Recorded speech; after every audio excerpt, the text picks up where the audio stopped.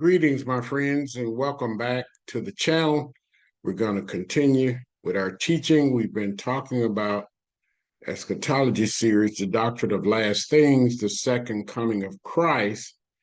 This is part 7, a quick recap of the things we talked about in the second coming, the signs of Christ's second coming. We talked about apostasy. We talked about deception and the appearance of the Antichrist. We talked about betrayal. We talked about global strife, famines, pestilence, and earthquakes in various places. We talked about lawlessness, and love has waxed cold. And the last time we talked about inappropriate behavior. One of the key signs in the end times that we need to look at is the behavior of people. There will be an abundance of inappropriate behavior. So today, we're going to continue with inappropriate behavior. 2 Timothy 3, 4, and 5 talks about traitors, all right, heady, high-minded, lovers of pleasure more than lovers of God, having a form of godliness, but denying the power thereof. From such turn away. Okay, let's go into our teaching. Traitors, they will betray the faith and their friends. If you remember, in the right before Christ was crucified, he was betrayed, okay, by Judas. So in this time, we're going to have traitors. They're going to betray their friends. They're going to betray the faith. Heady, high-minded, puffed up with pride. We've already talked somewhat about that. Number 3, they're going to be lovers of pleasure more than lovers of God. You can tell what a person loves by what they continuously support with their financial budget and their time. When they love something, they sponsor it financially and they spend a lot of time.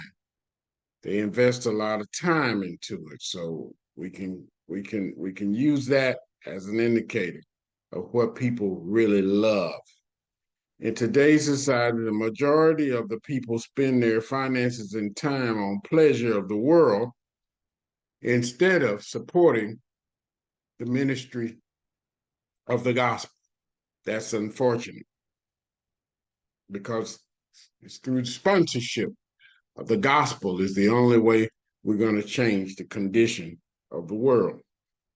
Having a form of godliness, but denying, number 4, having a form of godliness, but denying, okay, the power thereof. From such turn away.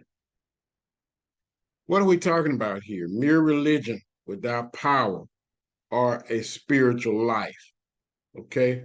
Look at communities filled with religion but no power. Our people struggle socially, economically, and politically. We steal, kill, and destroy each other. Mark 7:13, making the word of God of none effect through your tradition, which you have delivered, and many such things like things do ye.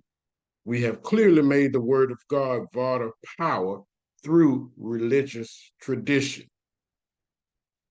Luke 6:46 and 47, and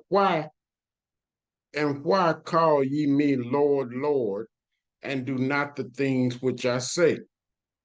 Whosoever cometh to me and hear my sayings and doeth them, I will show you to whom he is like. Failure to obey the word is the same as unbelief. Why we have all this inappropriate behavior that we've been talking about? Well, let's look at our key principle. Romans 1:21, 22, and 28. Because that when they knew God, they glorified him not as God, neither were they thankful, but they became vain in their imagination, and their foolish pride and their foolish heart was darkened. Professing themselves to be wise, they became fools.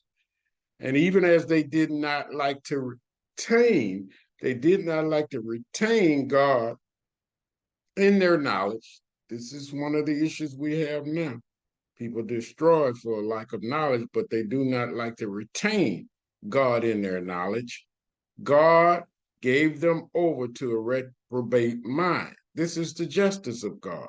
He's turned them over to a reprobate mind, a mind void of values, a mind void of morals. Okay? We're seeing that, my friends. We're seeing that now.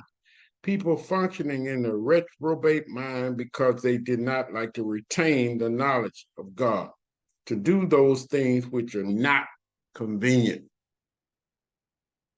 Okay? Reprobate.